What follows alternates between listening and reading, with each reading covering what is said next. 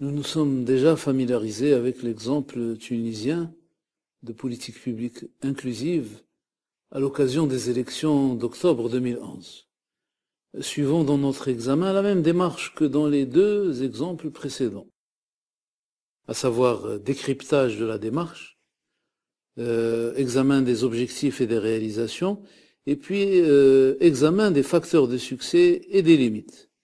En ce qui concerne le premier point, le décryptage de la démarche, rappel, lors des élections d'octobre 2011, première étape du processus de transition démocratique, l'instance supérieure indépendante pour les élections ne prévoyait pas de mesures particulières sur l'accessibilité aux espaces de débat public et aux lieux de vote pour les personnes handicapées. On l'a déjà noté, l'instance supérieure indépendante pour les élections, une fois contactée, montra une grande réactivité aux demandes du collectif tunisien des personnes handicapées, demande dûment formulée dans un mémorandum.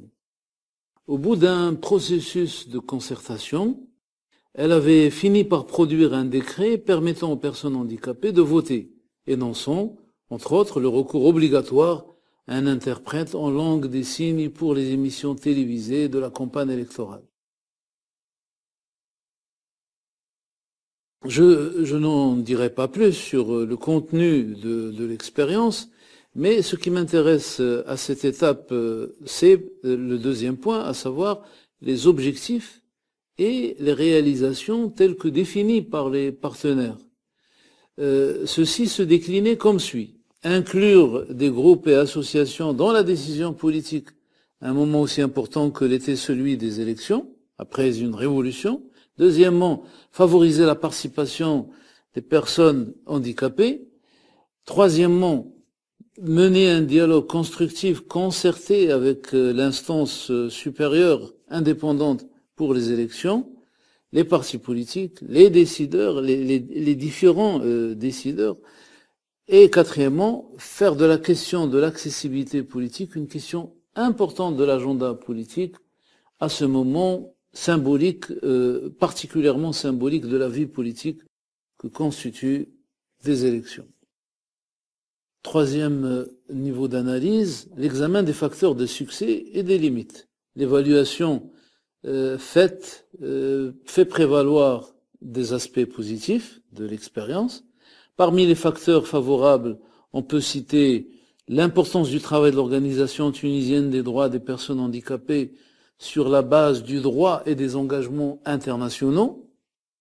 Deuxième chose, la bonne volonté de l'instance supérieure indépendante pour les élections, la disponibilité, l'écoute, la réactivité, la bonne réactivité. Troisièmement, la bonne collaboration d'autres partenaires comme la télévision tunisienne et particulièrement sa prise en charge du coût de l'interprétation et des centaines de spots enregistrés. Du côté des difficultés, on peut citer l'absence des personnes formées, de personnes formées pour effectuer le travail de communication adapté pour les personnes handicapées. Des mots manquaient même au langage des signes dans ce qui était disponible. Ce qui était disponible était incomplet. Par exemple, le terme de constitution, le terme de démocratie, le terme d'assemblée constituante, le terme de communisme, de droite, de gauche, etc. Et dans le même ordre d'idées, une langue des signes unifiée, parlait de la même façon, en tout cas signifiant de la même façon, faisait défaut.